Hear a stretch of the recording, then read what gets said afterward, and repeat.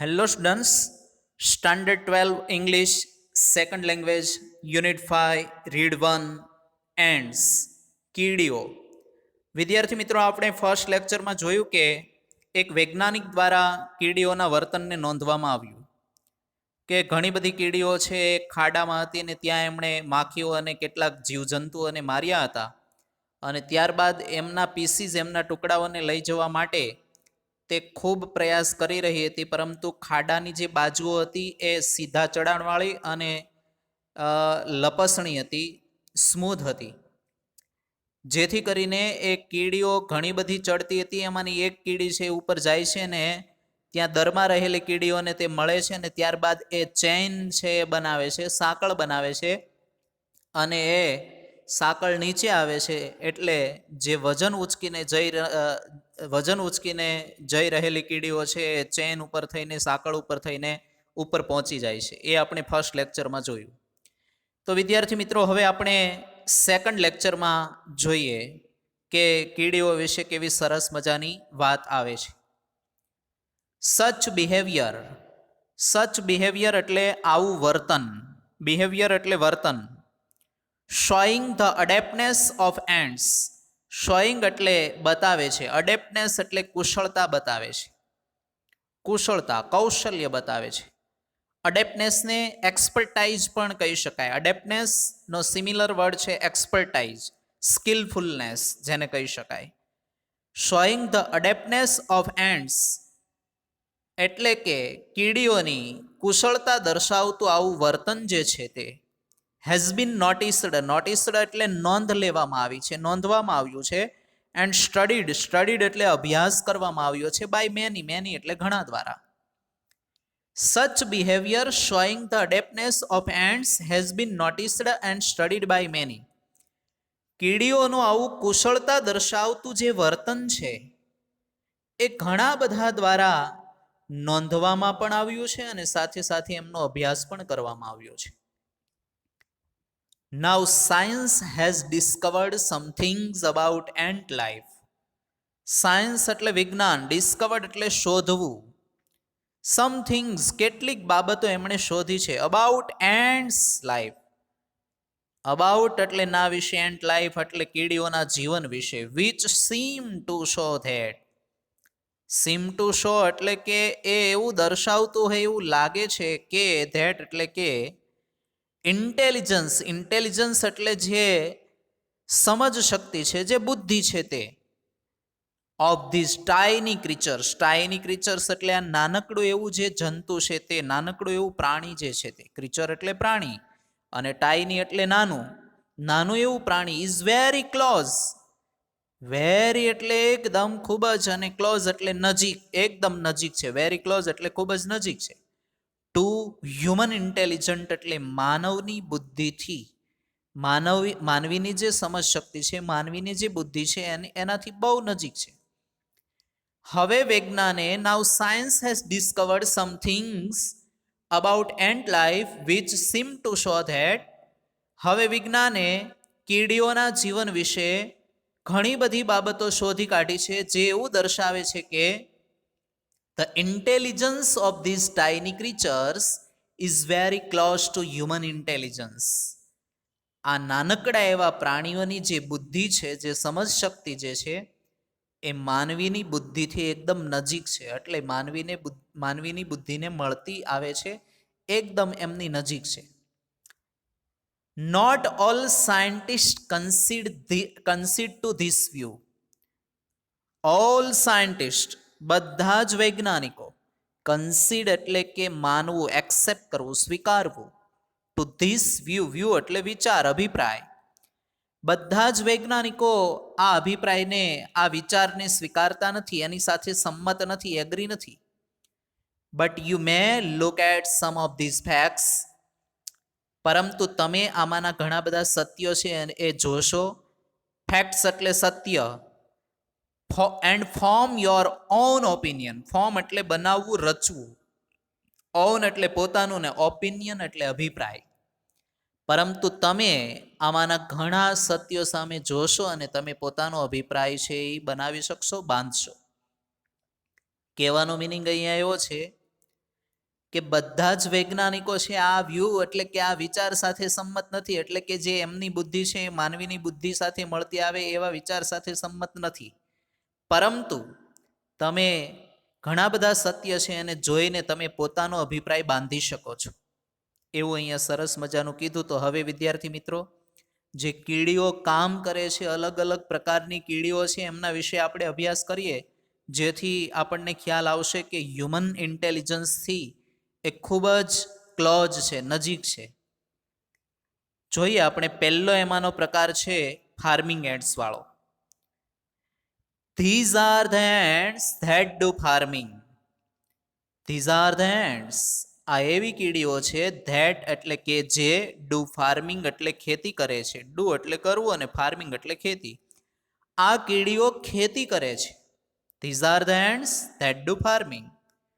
You may know that, તમને ખ્યાલ હશે કે તમે જાણતા હશો કે, નો એટલે જાણવું. It was a big leap. Leap એટલે કૂદકો, બિગ એટલે મોટો. એ મોટો કૂદકો હતો. ફોર હ્યુમન પ્રોગ્રેસ, માનવીની પ્રગતિનો એ બહુ મોટો કૂદકો હતો. પ્રોગ્રેસ એટલે પ્રગતિ, હ્યુમન એટલે માનવ, માનવીની પ્રગતિનો એ બહુ મોટો કૂદકો હતો. When man gave up being a full time hunter and took to farming. Gave up એટલે છોડી દેવું, લીવ, લેફ્ટ કરી દેવું, લીવ કરી દેવું, ત્યાગી દેવું. ગેવ અપ એટલે છોડી દીધું.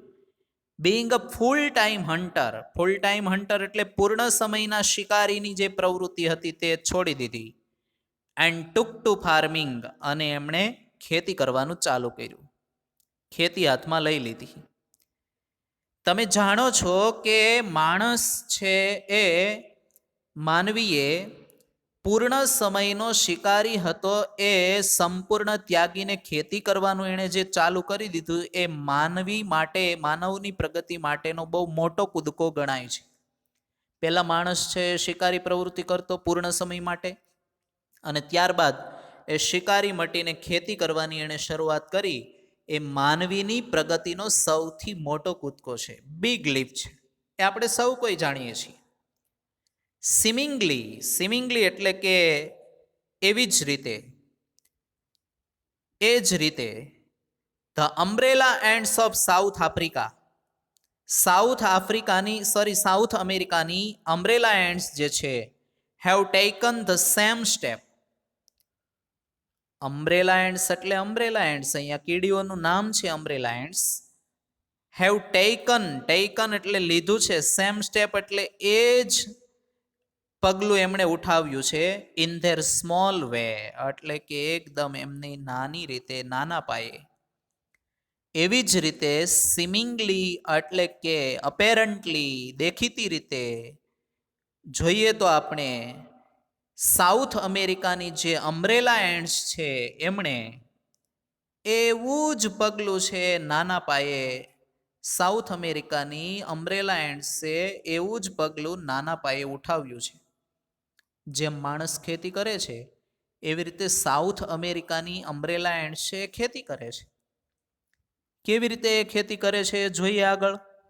ખૂબ સરસ અહીંયા સારી એવી ઇન્ફોર્મેશન એના વિશે આપેલી છે.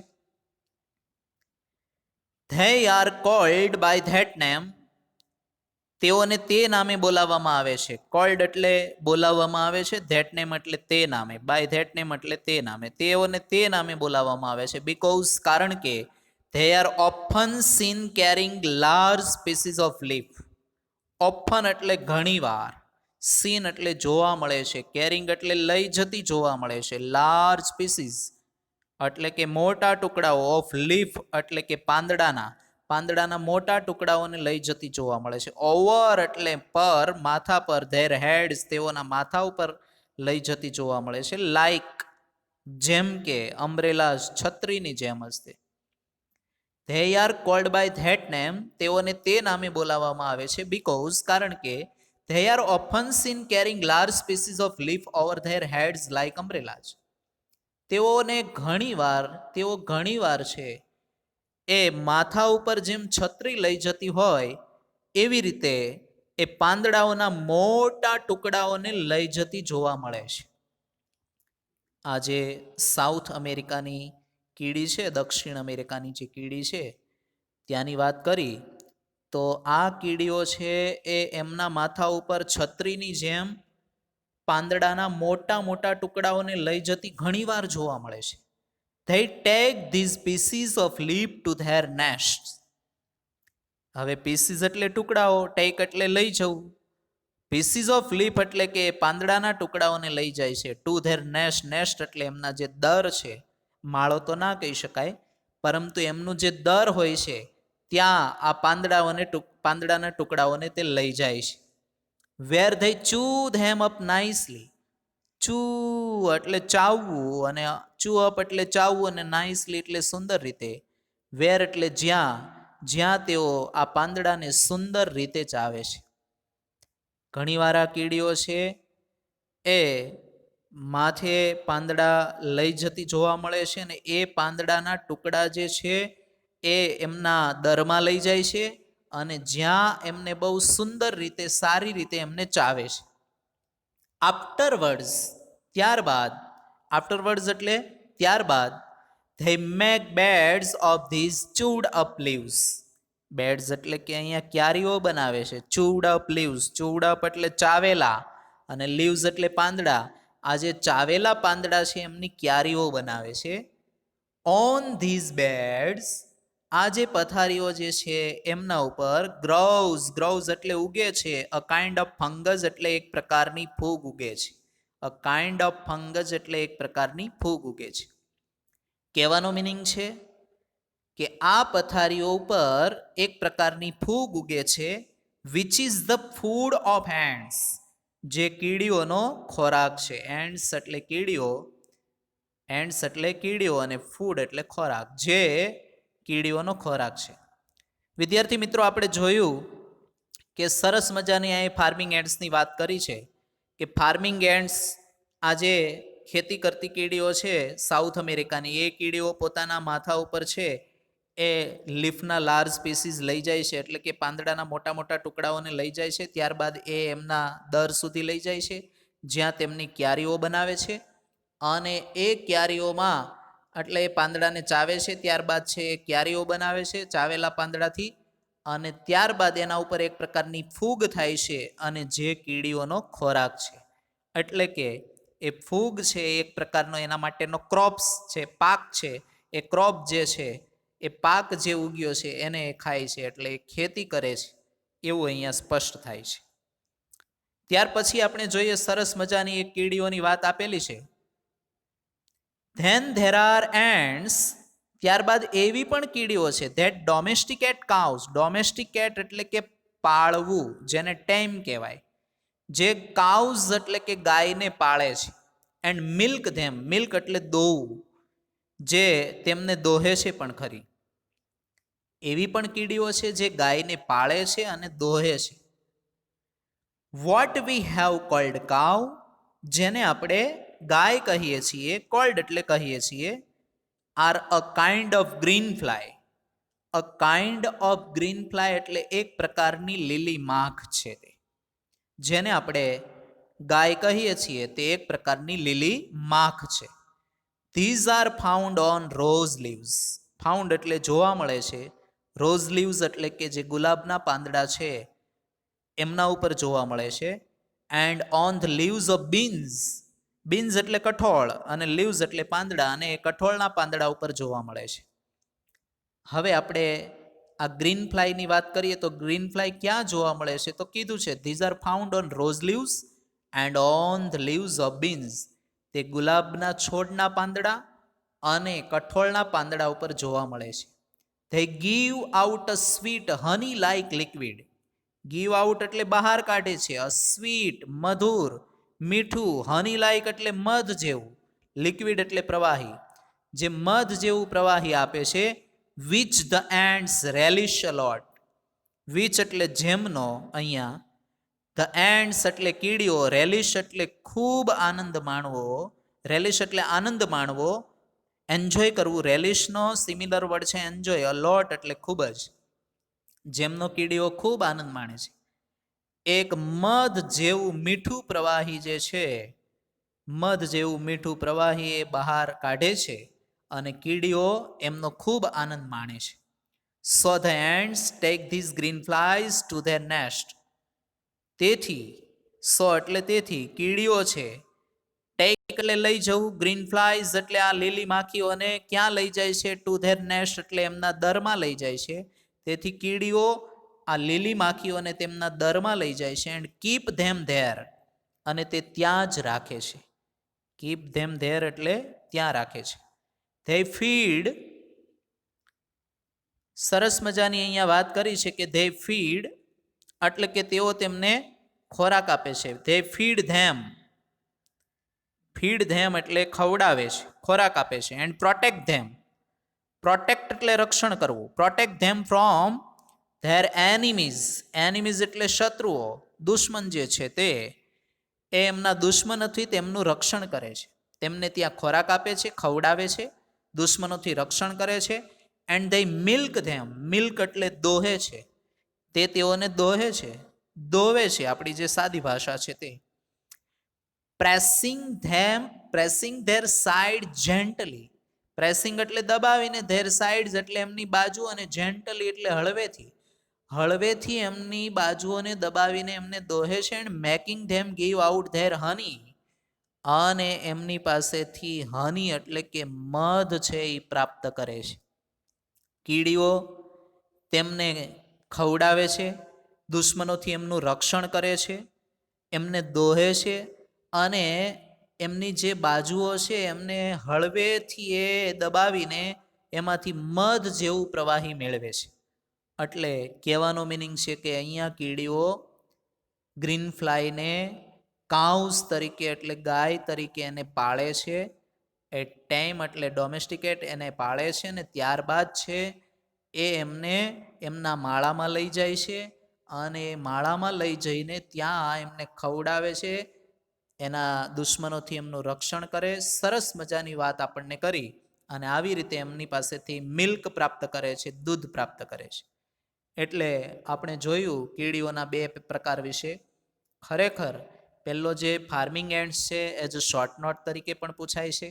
એટલે એઝ શોર્ટ નોટ તમારે એ પાકી કરવાની રહેશે, તૈયાર કરવાની રહેશે. અને ત્યારબાદ આપણે જોયું તો ખાસ કરીને આ ગ્રીન ફ્લાય વિશે, જે કીડીઓ એમની જે સાર સંભાળ કઈ રીતે લે છે અને એમની પાસેથી મિલ્ક કઈ રીતે પ્રાપ્ત કરે એ પણ આપણે જોયું. નેક્સ્ટ લેક્ચરમાં આપણે જોશું કીડીઓના બીજા પ્રકારો વિશે.